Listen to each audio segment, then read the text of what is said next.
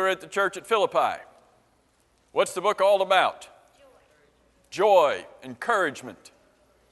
A book that talks to them about their role in the church, how to behave and to conduct themselves in the church, and how to take the church and continue to help it to grow. And we've talked about the fact that this idea of joy and rejoicing is found throughout this book, more saturated in this book than in any other. We've looked at the first 18 verses of chapter 1, where Paul talks to these brethren in a very passionate and compassionate way. He feels as close or closer to these brethren in this letter than we really see in many of the other letters. It's similar to what we see but with his letters written to Timothy. And just the love that he had for Timothy is the love he has for this church. And he talks about the fact how often he prayed for them, how he thanked God for them. He talked about the fact in verses 12 through 18, how there were some brethren, there were some folks who were out preaching Christ, but they were doing so out of motives that were not necessarily the best motives. He says in chapter 1 and verse 15 that they were out preaching Christ out of envy and strife, supposing that they might bring some kind of ill will upon Paul, supposing they might bring added affliction to his chains. That's kind of sick, isn't it? To think that a group of people would go and preach Christ, the message was right, but that they would do it because they were so upset with Paul, they did it out of envy and strife. We finished last time in verse 18, and I just want to make sure we cover verse 18 one more time to make sure we understand it, because it's a verse that's oftentimes misused.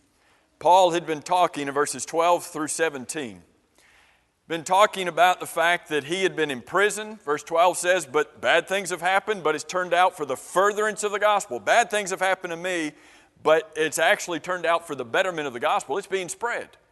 So he talked about the fact in verse 13, it's being spread to the palace guard. The gospel's being spread even while Paul is in prison. He talks about the fact in verse 14 that it's being spread because now brethren are more bold, because of Paul's example, are more bold to go and preach the gospel themselves without fear. And then verse 15 down to verse 17, he talks about these two different groups of people who are out preaching Christ. One's preaching Christ, verse 15, out of envy and strife. They're doing so from selfish ambition, verse 16, supposing to add affliction to his chains. There's another group that's preaching Christ. The end of verse 15 says they're doing it from goodwill. Verse 17 says they're doing it out of love, knowing that he's appointed for the gospel. So he asks the question in verse 18, what then? What should I do about this? Can you imagine how frustrated Paul must have been that there were folks out preaching Christ, but their motives were so selfish? That their motives were based upon some feelings that they had towards Paul. Paul says, what do we do about this? What do I do about this? What do I think about this? What then, verse 18? Only that in every way, whether in pretense, that's that sickening group that was disguising their motives, whether it be in pretense or whether it be in truth, whether they have pure motives, only that Christ is preached. And in this I rejoice, yes, and will rejoice. And the point we need to understand from this is that Paul is not justifying someone preaching a doctrine that was not of Christ. We looked last time at Acts chapter 8, just to give an example. We need to understand that when the Bible uses the terminology that they were preaching Christ, it's not that they were teaching stories about Jesus. It's not that they were just going around and what many in the denominational world want preaching Jesus and preaching Christ to mean today is that they just preach about Jesus. That's not preaching Christ. That's part of preaching Christ, is to preach about Jesus, but preaching Christ is also preaching the doctrine of Christ. So it's obvious that these folks that Paul was concerned about, that it was their motives that were wrong, not their message. Their message was right on target. They were preaching Christ. It was their motivation that was improper. And Paul said, the best thing possible is happening. The message of Christ, the doctrine of Christ is being preached. And he says, if that's going to happen, then I will rejoice and I will continue to rejoice. But Paul was not condoning false doctrine. Paul was not condoning some other message. That would contradict everything else he said in his writings. Why would he write the book of Galatians and say, why are you turning away from the gospel, and then be okay with these people preaching some other gospel? It's obvious that's not what he's talking about. Nicole? I was just thinking that it's if you look at it from a different angle, that it's kind of good with this statement, because if you're looking at the messenger instead of the accurate message, we'd all be in trouble. So at least as long as the message is accurate, you don't have to worry about the messenger's shortfalls or shortcomings. Sure. Which is a good thing. Sure. The messengers often have shortfalls, shortcomings, don't we? We often make mistakes and we're not perfect, but what's more important? The message or the messenger? What's going to save someone, the message or the messenger? Dirk?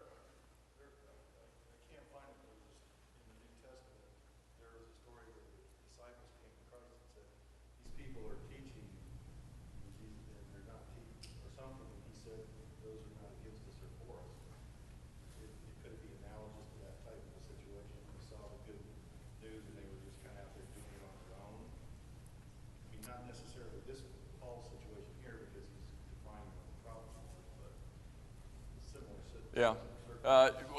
Dirk brings up the statement that Jesus made about those who are not, depending on the translation and maybe the paraphrase, those who are not with us are against us. The idea being, there's only two possible camps to be in, isn't there? There's not multiple camps. There's not multiple paths that we can choose. It's not that you can preach Christ and not preach Christ, but you could be somewhere in the middle, where you're sort of preaching most of it, but you're not preaching all of it, and you're trying to, Paul talks in 2 Timothy chapter 4 about those who were heaping up teachers for themselves because they wanted somebody to say what they wanted to hear. Well, that's making you feel good, and that's putting the emphasis on the messenger instead of on the purity of the message. And so that's what we've got to grasp from this, is that Paul's greatest desire was that Christ would be preached. And we see that, we're going to pick up here in verse 19, we see that as we go through the rest of this chapter. Remember, one of the things we said as we introduced this book is that Paul sees everything throughout his life, but particularly in this book, he sees everything in terms of the gospel. The most important thing to Paul was that the gospel be preached. And I think it's 6 times within this first chapter that you see that. Particularly the word gospel is found, I think, about 6 times in this first chapter, where it didn't matter to Paul anything else except that the gospel was going to be preached. Look at verse 19. Paul says, "For I know that this." And I want you to see how many times Paul expresses a confidence that he has in God. You go back to verse 6, being confident of this very thing. He says in verse 19, "For I know that this will turn out." Look down in verse 25. "And being confident of this, I know." Paul had a confidence that he had placed in God that was unwavering. Here he was in prison. Would the average Christian question their Christianity if they were thrown in prison because of their Christianity? Would the average Christian, and this is up to us to make a judgment, but would the average Christian start questioning God? Why has this happened to me? Why has God allowed this to come about and to come upon me? We don't see any of that happening with Paul. Paul has a confidence. And he says in verse 19, "I know that this," and I don't know exactly what the "this" is. The "this" could be these brethren who are preaching out of impure motives. The "this" could be the fact that he's in prison and that that's not exactly where he wants to be. That may be a little bit better understanding, but he says, I know that this will turn out for my deliverance through your prayer. How's he going to get out of prison? How's he going to get out? Through their prayer and supply of the Spirit of Jesus Christ, according to my earnest expectation and hope, that in nothing I shall be ashamed. How strong. Think about the words that the Holy Spirit is choosing to have Paul write here and how strong they are. I know that what's happening here is going to turn out for my deliverance. How do you know that, Paul? Well, I know that because that's according to my earnest expectation and hope. How strong was Paul's expectation that this was going to turn out for his deliverance? He was confident. It's an earnest expectation. That the Greek terminology there is literally that someone's head has been turned and they're looking in another direction. Paul had taken his eyes off of the conflict. Paul had taken his eyes off of the fact he's in prison. Paul had taken his eyes off the fact that these people were preaching out of impure motives. He said, that's not going to bother me. That's not going to detract me. The word literally means his head had been turned and he's looking in another direction. Where's he looking to? According to my earnest expectation and hope that I am not going to be made ashamed. Shame there is not active, it's passive. Meaning Paul says, I'm not going to allow anything to happen. I'm not going to allow anything to happen which will cause me to be ashamed. Outside forces, it's passive. Outside forces acting in such a way that I would become ashamed. Do we allow sometimes outside forces to be active upon us in such a way that we become ashamed of being a Christian? That we become ashamed of the gospel?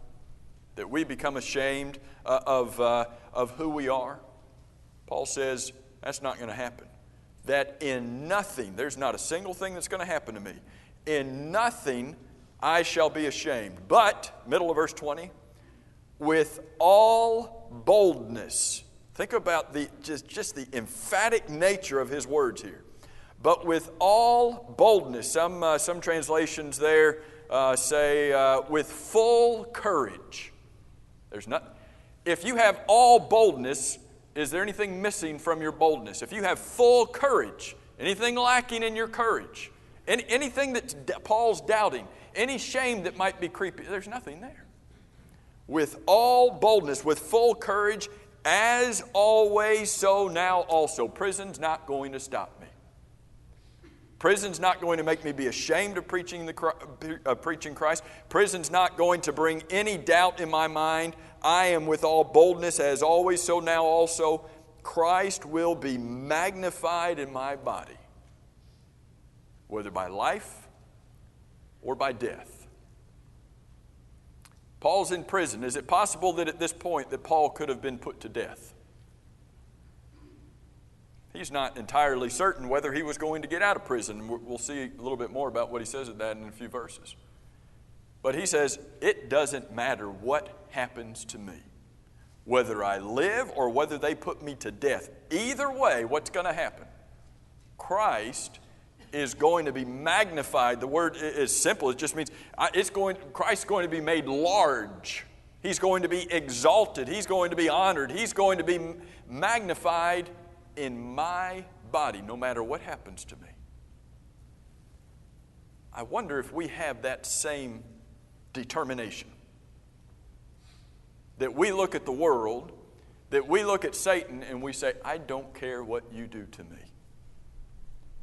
Take your best shot.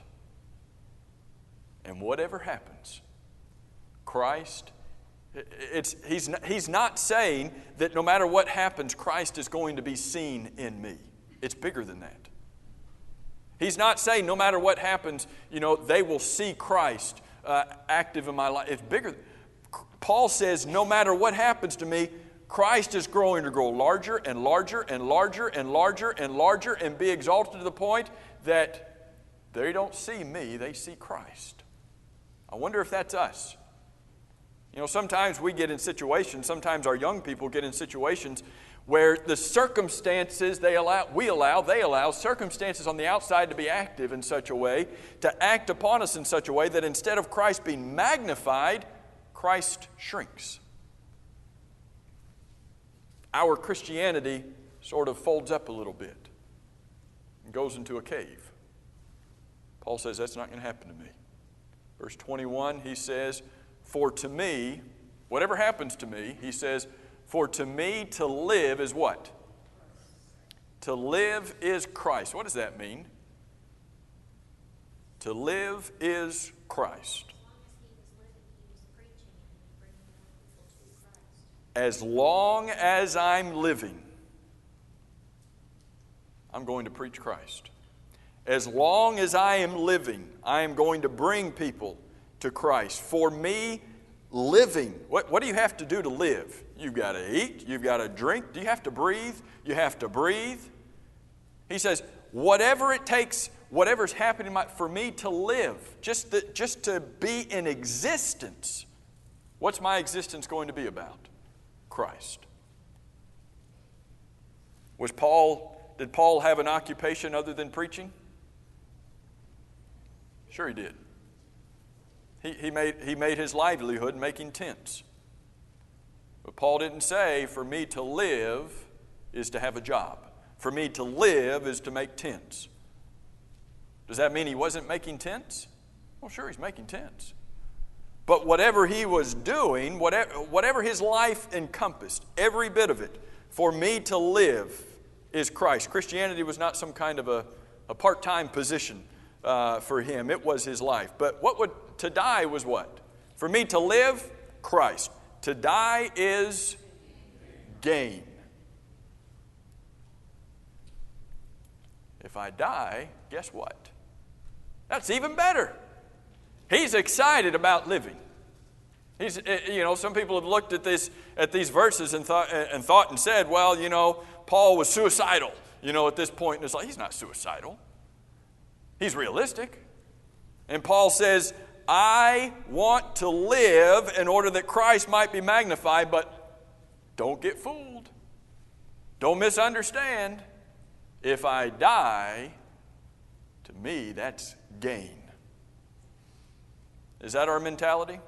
I think our mentality, maybe not ours, I think the world's mentality is when you die, you lose. It's the end. You're done. Live it the best way you can now, because when you die, it's over. Paul says, it's not over. This isn't the end of the game. For Paul, death was just merely a transition. It wasn't an end. It was just a transition to something even greater than what he had at that point. It's where is it? 2 Corinthians chapter 5, where Paul says that to be absent from the body is to be present with the Lord. Verse before that, he said, to be absent from the Lord is to be present in the body. When I'm in the body, I'm absent from the Lord. But he says, if I'm absent from the body, then I'm with the Lord. That's to die is gain. Verse 22.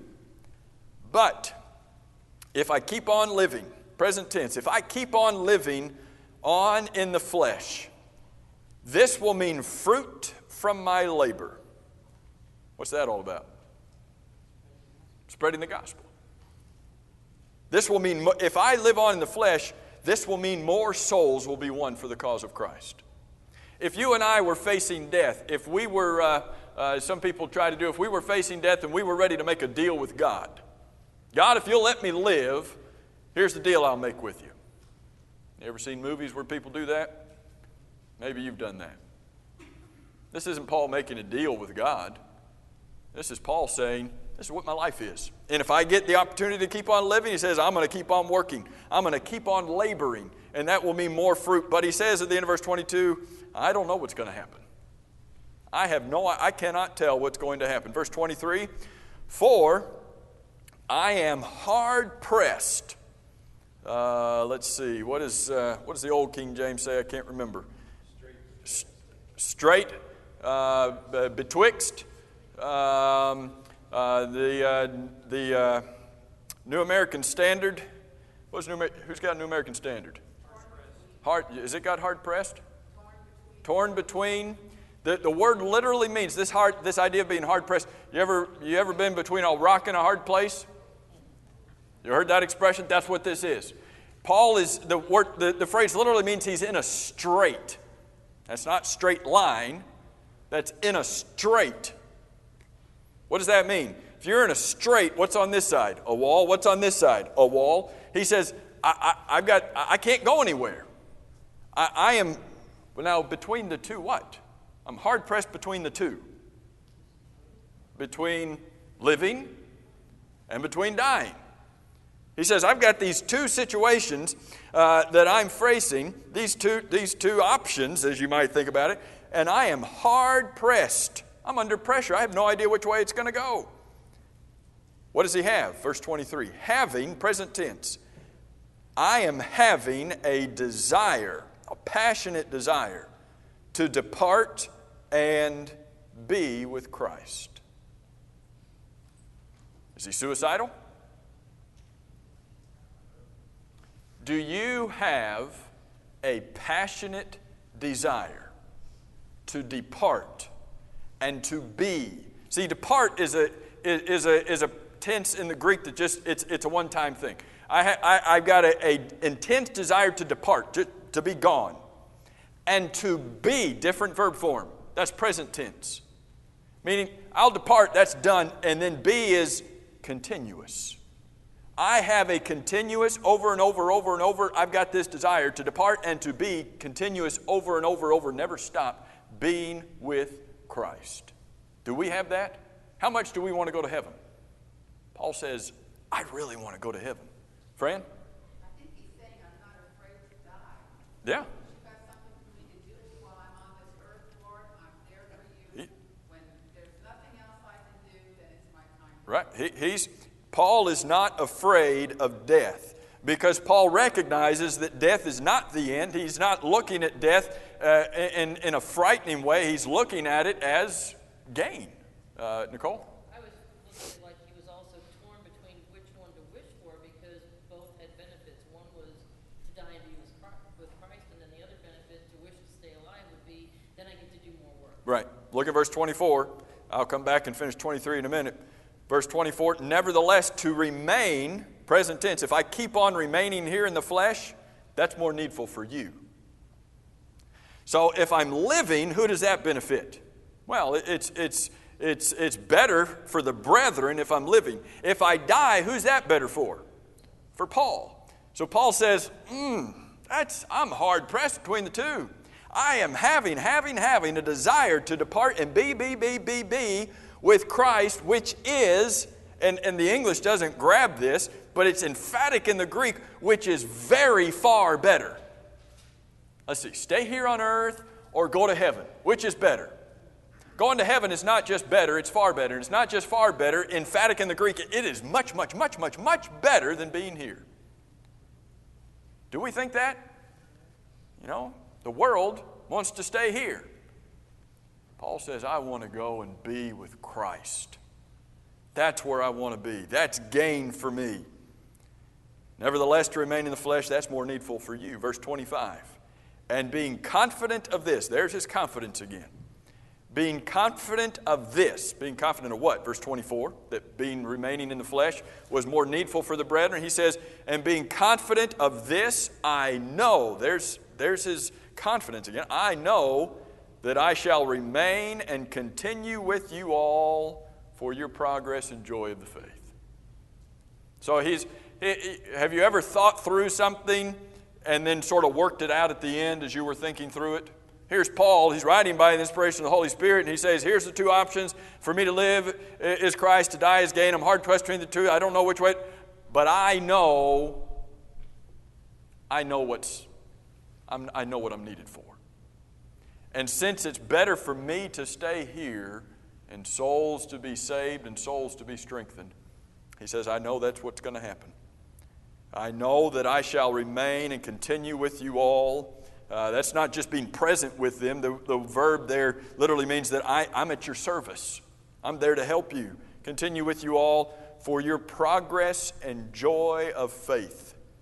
Look over in verse 12 for just a second, because we have the same word here as we had in verse 12. Verse 12, Paul said, "But I want you to know, brethren, that the things which happened to me have actually turned out for the furtherance of the gospel."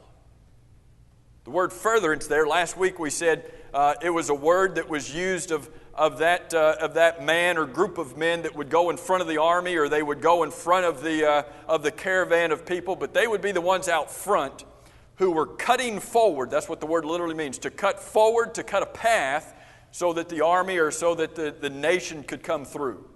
So that they were furthering, they were cutting forward, cutting down the brush and anything that would get in the way so that the people could come through behind without any hindrance. That's what Paul says in verse 12, him being in prison. The bad things that have happened to me, he says, they've actually turned out for the furtherance of the gospel. He was cutting the way so that the gospel could come along with free course. That word furtherance is the same as the word progress over in verse 25, same Greek word. So he says, I know that I'm going to stay here, continue with you all for your progress and joy of faith. Paul says, me staying here is cutting forward. It's cutting down that path so that they could progress behind him, so that they could grow and continue in their faith. And by the way, the end of this verse where it says, for your progress and joy of faith, I don't know if there's any translation that has this, but the definite article "the" is in the Greek before the word faith. So it's not just that they might have joy of faith in believing what they did in their hearts. That's a subjective faith. This is actually the objective faith, meaning that you might continue to progress and have joy in the faith, in the gospel. And that might continue to be that which you go to. In verse 26, that your rejoicing for me may be more abundant in Jesus Christ by my coming to you again. Paul's in prison, doesn't know what's going to happen to him. But you get through verse 26, what's he pretty confident is going to happen? He's pretty confident he's going to get out. What's he going to do when he gets out? If there was a reporter there and asked him when he got out of prison, oh, great, you got out of prison, what are you going to do? I'm going to Disney World. Is that his plans? Oh, I want to get out. And I want to get out so I can go and preach the gospel. I want to get out so I can go see my brethren and encourage them and strengthen them in the faith. So Paul has spent the last several verses focusing in on himself. Not in some selfish way, but focusing on what's happening to him. Now, I want you to read through sometime those verses, especially verses 20 down through verse 23. And I want you to see how strongly can that be applied to me. In a personal way, how much is Christ being magnified in my body? In a personal way, how much is for me to live Christ? For me, how much is it that if I live on in the flesh, will that mean if I keep living, if I were to live another 10 years, if I were to live another 15, if I were to live another X number of years, would that mean that more people would be saved? Or that it wouldn't matter if I lived any further on in the flesh, nobody else would be saved anyway? Paul recognized that was his purpose, and we need to recognize that's our purpose. If I live on in the flesh, will more people be saved because of it? That's a sobering question to ask ourselves, Dirk, and then Fran. Yeah, same attitude Jesus had.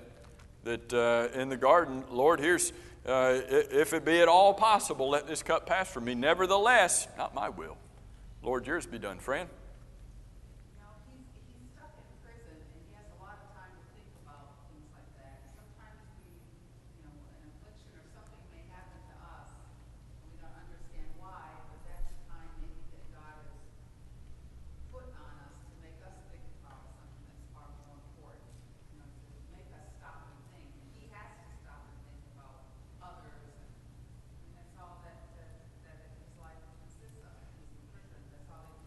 You know, look, hold your finger here for just a minute. Look over in 2 Corinthians chapter 11. We've mentioned this passage a couple times in our introductory comments to this book, and all that had happened to Paul. But there's something in the list of 2 Corinthians chapter 11, and this goes along with Fran's comment, and that's why I want to go over here and see it, that stands out with me. 2 Corinthians chapter 11, Paul talks about things that he had endured. You start in verse 23, 2 Corinthians 11, 23. He's talking about some of these other folks, these folks who were causing him troubles. He says, are they ministers of Christ? I speak as a fool. I am more. And then look at these things. In labors more abundant, in stripes above measure, in prisons more frequently, in deaths often. From the Jews 5 times I received 40 stripes minus 1. 3 times I was beaten with rods. Once I was stoned. 3 times I was shipwrecked. A night and a day I have been in the deep. In journeys often, in perils of water, in perils of robbers, in perils of my own countrymen, in perils of the Gentiles, in perils in the city, in perils in the wilderness, in perils in the sea, in perils among false brethren. In weariness and toil and sleeplessness often, in hunger and thirst, in fastings often, in cold and nakedness. Now remember, this was written before the close of the book of Acts. After this book is written, you've got another 6 or 7 chapters of the book of Acts left to be written. So Paul's not even in prison in Rome. He hasn't even been arrested in Jerusalem yet. He hasn't gone through all of that yet when he writes these things. So this list isn't exhaustive, it's not done. But here's what I want us to see.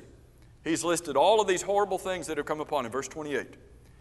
Besides the other things, forget all of this. Forget all of these, they seem big. Besides the other things, what comes upon me daily. What's that, Paul? My deep concern for all the churches. What was Paul's life all about? Was he having a pity party when he got in prison? Was he having a pity party when he's on this shipwreck? Was it all about, woe is me, this is horrible, all this is happening to me?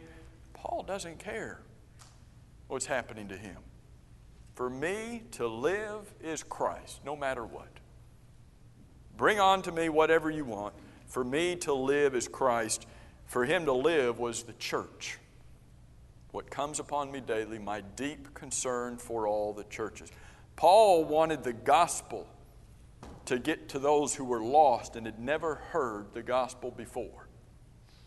But you remember when we spent some time introducing this book, and we had the maps, and you've seen it on your own maps of the missionary journeys, how Paul would go out from Antioch and he'd get to the end of his journey, and then he'd trace himself right back through the same cities on his way back home, strengthening the churches, because he wanted more than anything else that they might not lose their faith. Come back to Philippians 1 verse 27, and we need to try to finish the chapter. Verse 27 is an incredible verse, because Paul's been talking about all of these things that are happening to him. Then you get to verse 27 and he says, okay, here's the deal for you. All of this has been happening to me. Now let's talk about you. Only, think about that, only let your conduct be worthy of the gospel of Christ. The word conduct here is similar to the word citizenship that we're going to see when we get over to chapter 3, verse 20. When Paul talks about, in the Old King James, you got the word conversation. Let your conversation, and I hate that about the Old King James, because whenever I read conversation, I'm thinking person A talking to person B. Back to me, that's a conversation. 1611, when King James was written, that wasn't conversation. Conversation was just manner of life. So when you read that in the Old King James, conversation is just talking about how people live. But specifically here, Paul's talking about how you live as a citizen. He says you need to behave yourself like a good citizen. He's not talking about a citizen of Rome. He's talking about being a citizen of heaven. He says you need to behave yourself as a good citizen of heaven, and let that conduct and that behavior be worthy of the gospel of Christ. The word worthy there means that it is corresponding in weight. Here's my conduct, Lord. Here's my conduct. Here's my manner of life. Here's my citizenship in the kingdom of God. And here's the gospel of Christ. And Paul says, let your conduct be worthy of the gospel, corresponding, literally, corresponding in weight. How does our life correspond in weight to the gospel? Does it matter if it does? Remember what Jesus said in John 12:48? He who rejects me and receives not my word has that which judges him. The word that I have spoken will judge him in the last day. Does it matter if my life corresponds in weight to the gospel? Here's our pattern. And he says, only let your conduct be worthy of the gospel of Christ. He says that whether I'm absent, whether I continue to be absent, or whether I am able to come and see you, that I may hear of your affairs. And that, what are you doing? That you stand, it's present tense, that you are standing fast. You're not giving up. You're not quitting. You're like a soldier in the field. You're persistent. You're standing fast. Look at the unity. Right here in this verse, he begins an emphasis on unity. That you stand fast in one spirit. You got a capital S or a lowercase s on that word spirit? Lowercase. This is not talking about the Holy Spirit. He's not talking about that you stand fast in one Holy Spirit. He's talking about you stand fast in one Spirit. That's the will, a person's will that he has. And he says your will needs to be one. That you all be united in one will. That you stand fast in one spirit with one mind or one soul. You're united in will. You're united in soul and in mind. You're thinking the same way and striving together. Look at the unity. That you are standing fast. One spirit, one mind, striving together. And the imagery there literally is side by side. When the armies went out to do battle, they would take their shields and they'd put one shield next to the next shield, and there were no gaps. Shield next to shield, so that when they were going out, yes, it might be thousands of different men, but it was one united front, and you couldn't tell that there were any gaps there. That's the word here. Striving together. No gaps. You're united. You're side by side, striving and contending for what? The faith. How many faiths? Just one. For the faith of the what? The gospel. How many gospels? Look at the unity in this verse. Paul says, here's your life. And it needs to correspond in weight to the gospel. How many gospels? Just one. That I might hear of your affairs, that you're standing fast, you're not moving. And that as a body of people, you are united. You've got one spirit. You don't have different wills. Forget your own will. You're united in the will of God. Not my will, but your will be done. You're united in spirit. You're united in mind. You are side by side for the faith of the gospel. Were they going to have problems? Were they going to have trials? Were things going to try to get them to stop being united? Look in verse 28. And not in any way terrified by your adversaries. They had enemies. They had people that were against them, and that word adversaries literally means that they were lying down in wait. You couldn't see them, but they were ready just to pounce on you. He says, don't be terrified. Don't be afraid. Don't be scared of your adversaries, because the very fact that you're not scared of them is evidence of their destruction, proof of their perdition. It's the way the New King James says it. The fact that you're not scared of your adversaries is evidence that they are destroying themselves. And it's also evidence of your own salvation, and that from God. For to you, verse 29, this is an interesting verse. For to you it has been granted. What does the word granted mean? You've been given. You have been given a favor here, and that's what the word literally means. You've been given a favor here from who? Well, verse 28 says it's from God. You've been given a favor. Okay, what's the favor? To you it's been granted on behalf of Christ, not only to believe in Him. Folks, believing in Christ is a favor that God has given to us. What's another favor? But also to suffer for His sake. We don't look at suffering as a favor that God has given to us, do we? Paul did. And he says, you've got the same conflict which you saw in me, and now you hear is in me. Paul says, at the end of chapter 1, you're going to have adversaries, you're going to have persecutions, you're going to have suffering, and all this is going to try to get you to stop being united, and all of this is going to try to get you to turn away from Christ. And he says, don't let it move you. Verse 27 is the key. That you stand fast, don't move. That you work together, you strive together, you contend earnestly for the gospel together. You've got to be united. And next week we're going to get into chapter 2, but ignore the chapter break here. Chapter breaks sometimes get in the way. There's not a new thought when you get to chapter 2. First word you got in verse 1 is therefore. He continues the thought of unity right through that. We'll pick up in chapter 2 and look at that